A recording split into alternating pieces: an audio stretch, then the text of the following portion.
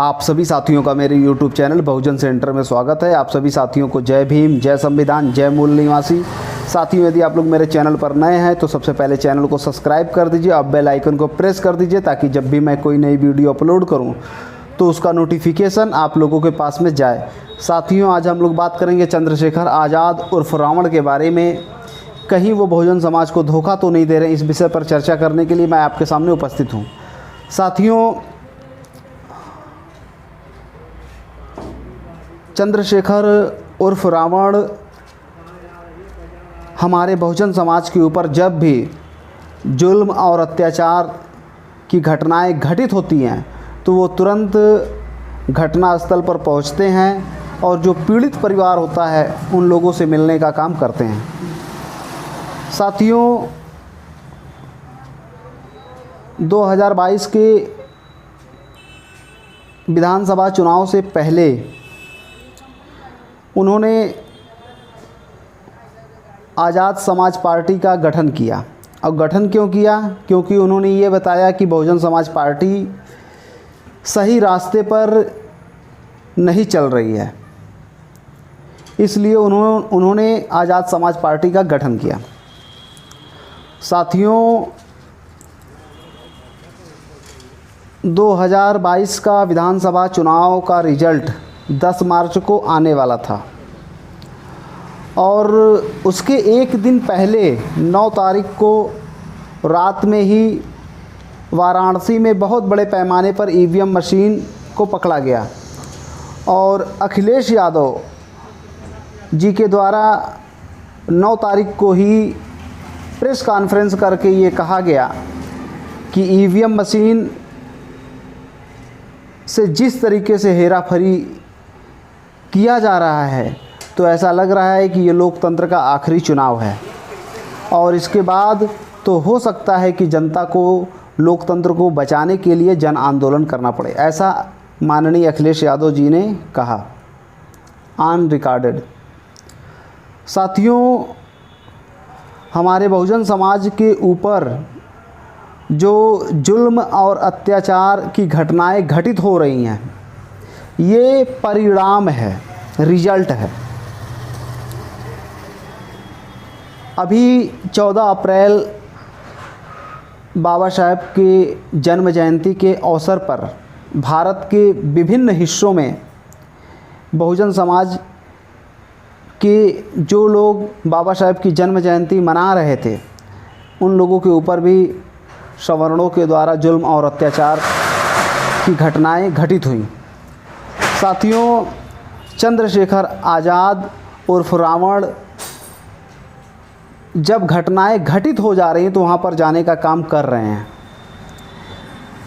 ये कारण को ढूंढने का प्रयास नहीं कर रहे हैं, वो परिणाम के पीछे पड़े हुए हैं। साथियों,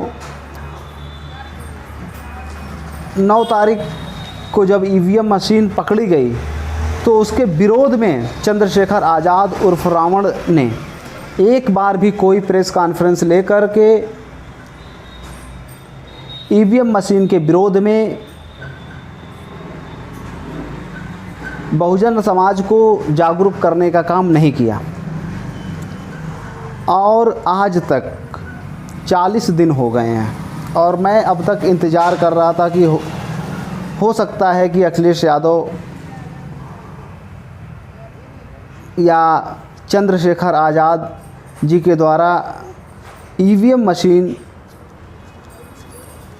के विरोध में जन जागरण का काम हो, लेकिन मैं बेसिकली चंद्रशेखर आज़ाद उर्फ रावण जी के बारे में ये कहना चाहता हूँ कि आपने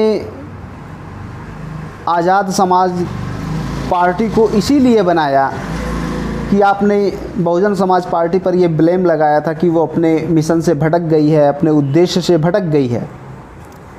साथियों, मैं ये बताना चाहता हूँ कि आज़ाद समाज पार्टी के लोग भी ईवीएम मशीन के विरोध में कोई जन जागरण का काम नहीं कर रहे हैं। और साथियों, आजमगढ़ में 10 विधानसभा क्षेत्र हैं। उन 10 विधानसभा क्षेत्रों में एक विधानसभा क्षेत्र का नाम है मुबारकपुर आज़ाद समाज पार्टी के द्वारा वहाँ पर एक सवर्ण कैंडिडेट को उतारा गया मिश्रा करके। तो साथियों, मैं ये कहना चाहता हूँ कि जिससे हमारा संघर्ष है, यदि हम उससे समझौता करते हैं तो फिर हमारी विचारधारा को दफन होना ज़रूरी हो जाता है। फिर हमारी विचारधारा जिंदा नहीं बच सकती है। साथियों, मैं अपने बहुजन समाज के लोगों से ये अपील करना चाहता हूँ कि यदि हम अपनी राजनीति को सफल करना चाहते हैं तो सबसे पहले ईवीएम मशीन के खिलाफ जन आंदोलन की शुरुआत करना पड़ेगा।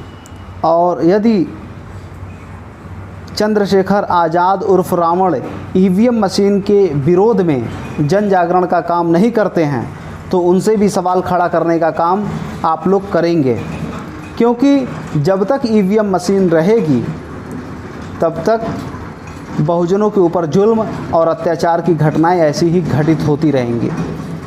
साथियों, आने वाले समय में जहां पर भी आज़ाद समाज पार्टी के लोग आप लोगों को मिलते हैं तो उनसे ये पूछिए कि ईवीएम मशीन के मुद्दे पर आपका क्या स्टैंड है। और आप लोगों के द्वारा ये प्रश्न आज़ाद समाज पार्टी के लोगों से और चंद्रशेखर आज़ाद उर्फ रावण से पूछा जाएगा, ऐसा मैं आप लोगों से अपील करता हूं। और इस मौके पर मैं इतना ही कहना चाहता हूं। आप लोगों ने मेरी बात को ध्यान से सुना, इसके लिए आभार, धन्यवाद। जय भीम, जय संविधान, जय मूल निवासी।